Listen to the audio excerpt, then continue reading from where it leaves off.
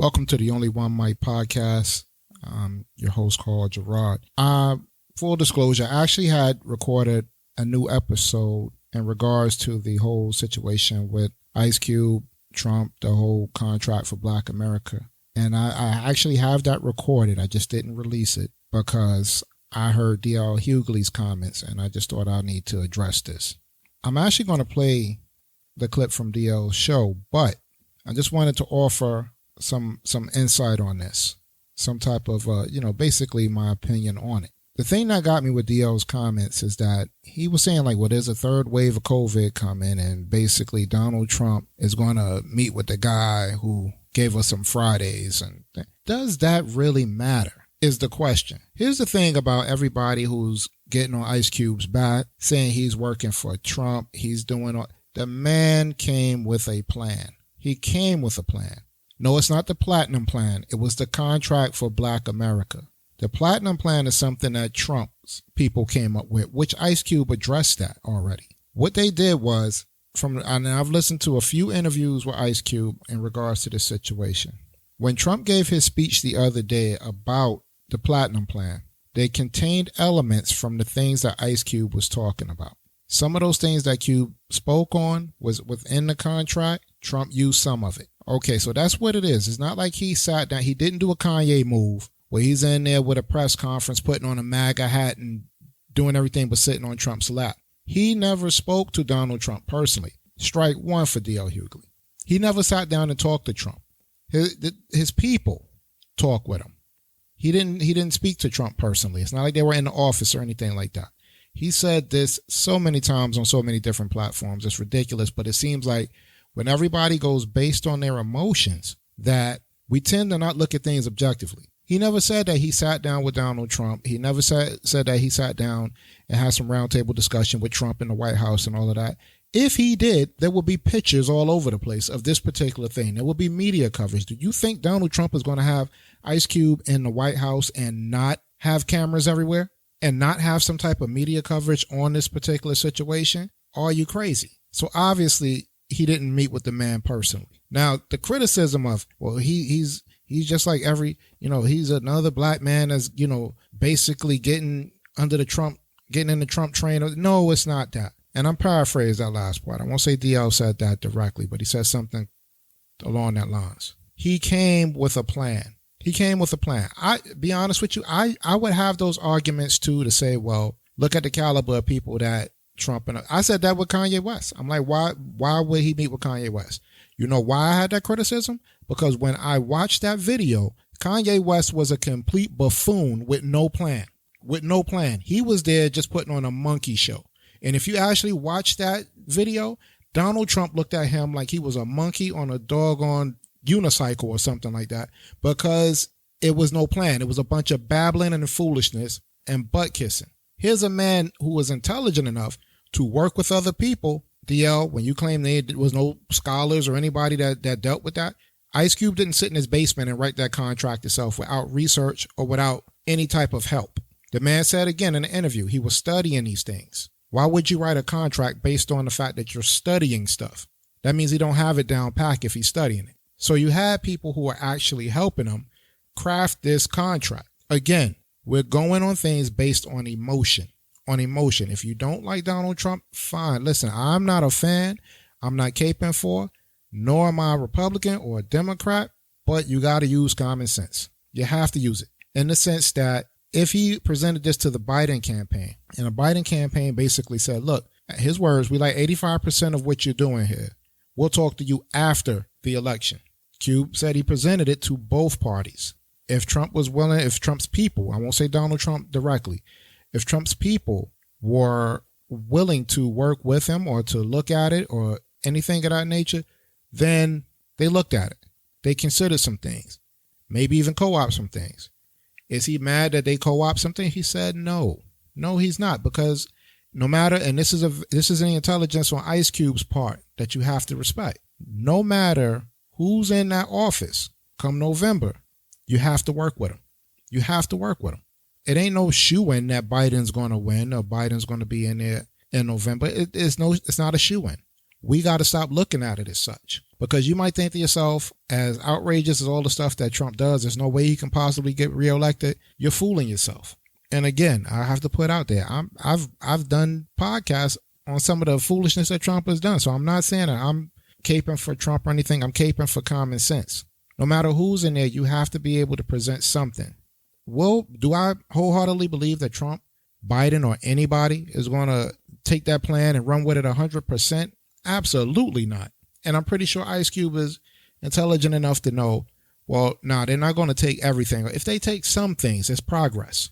If they do some things, it's progress. If they don't do it, I don't care if it's Biden, Trump, or whoever, then you hold their feet to the fire in regards to that. You said you would do this. You said, yeah. And they don't do it, you don't do it. The man has said on several occasions, that he's not endorsing anybody. He don't trust none of them. This is coming out of his mouth, and I respect that. He's not getting up there saying rock the vote. He's not getting up there telling you this is why you should vote or die. Nothing. No, he's telling you none of these rascals are going to do anything for you if you don't present them with something first. If they don't do it, withhold your vote. Does that mean, well, if I withhold my vote, then Trump going to win? No, that's what people automatically think. You automatically think that. You automatically go to that. Don't let your hatred for somebody be that great that it drowns out your common sense. Because if that man kicks his feet up on the White House desk in November, he's still the president. He's still the president. So what do black folks do? Wait another 4 years and hope things get better? Or sit back and not say anything for another 4 years while you getting mistreated left and right? COVID and cops probably done killed more people, more black people in 2020 than anything combined outside of slavery. And the man is coming with an actual plan. And yet his biggest criticisms are coming from his own people. If you look at some of this stuff, this makes no sense. He's actually doing something that everybody who's African American can benefit from. He said something that really stuck out to me, which made sense. And I've been saying this for a long time. When he presented his contract, he said, I'm not talking about inclusion. I'm not talking about minorities, because those things don't necessarily mean us as black people. He said he was talking about descendants of slaves, black folks. This is not the plan to make Ice Cube some political power. This is not the plan to put any money in that man's pocket, because I'm pretty sure he don't need it. He's like, this is the contract for black America, So for D.L. Hughley, so we might as well made it the spinning rims plan. So that's an insult to every black person that he's trying to do this for. And it goes back to what I say, man. And, you know, D.L. Hughley's been on the fence with me for a long time, and I think he just crossed the line on this one, and I'm done. But what happens is that you can't just always knock somebody for something. When you say that as a black man, it actually makes it seem worse, because his criticisms come. You're saying that he's not intelligent enough as a black man, or as a rapper, or as an actor, or anything. There have been several actors who were activists that made a whole hill of sense. So you're saying that he's only qualified to stay in that one particular box. Don't take him out that box, because he won't know what the world is like around him once he comes out that box. Just because he raps, just because he acts, just because he's a writer, which takes intelligence to do those things, folks. You can't sit back and just say, well, because he's a rapper, or he's an actor, or he's an athlete, because he doesn't have PhD behind his name or doctor in front of it, that does not make him less intelligent. That's what you're saying, D.L. Hughley. If that's the case, then you can say everybody's an idiot who doesn't have that particular title behind him, because that's pretty much what you're saying. That's what you're saying. Even if you have your right to disagree with it, you have a right to think it, and that's your platform. You have a right to feel any way you want to feel in regards to this particular situation. My criticism of you, sir, is that when you made that statement, you made it seem like, you know what, he's not smart enough to even talk. He's not intelligent enough to even have this conversation. He shouldn't even have an opinion. This is not his arena.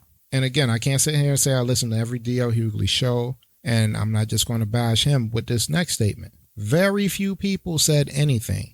When these people are sitting down with Cardi B, when they're sitting down with Kanye West, when they're sitting down with Steve Harvey, nobody's saying nothing about this stuff. Nobody's getting and these are people who just sat down. They don't have a plan. This man crafted an actual contract with help. I won't say that he did it alone, but he's crafted an actual contract. He's consulted with people in education, people in economics. He consulted with people. He didn't just sit there and just write this stuff like it was a script. As long as you keep having those sharp, and then again, you're right to have your opinion, you're right to have your criticisms, But the man is receiving more criticism than he's receiving backing. And you will be a fool to think that if Biden gets in that office, he's going to do everything that's in the best interest of African American people. You'll be a fool to think that. You'll be a fool to think if Trump get in office, he's going to do everything in the interest of African American. But you also have to not be one of those people who sat on the sidelines and said, well, I didn't do anything about it. I didn't try to. There are people out here who are qualified, more qualified than Ice Cube. There are people out here who are more qualified to speak on that matter. Who presented anybody with a contract? Sister from Black Lives Matter on Roland Martin's show. You can go watch it yourself on YouTube. And like he said, when the sister's like, well, he thinks that, Black Lives Matter is a terrorist organization. He said that's the president's opinion. He's the president.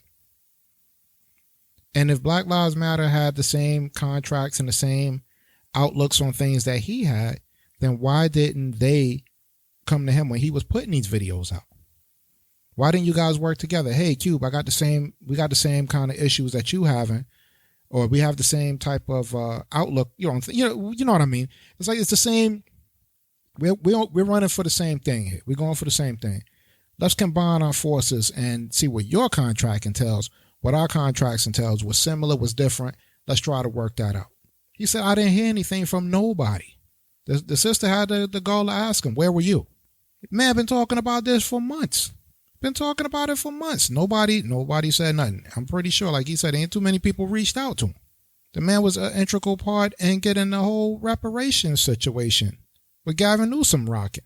No credit for, not saying that he's doing it for the credit and the glory. The man don't need that. Yeah, he already stapled his legacy within, popular culture, if you want to say so. Doesn't need it.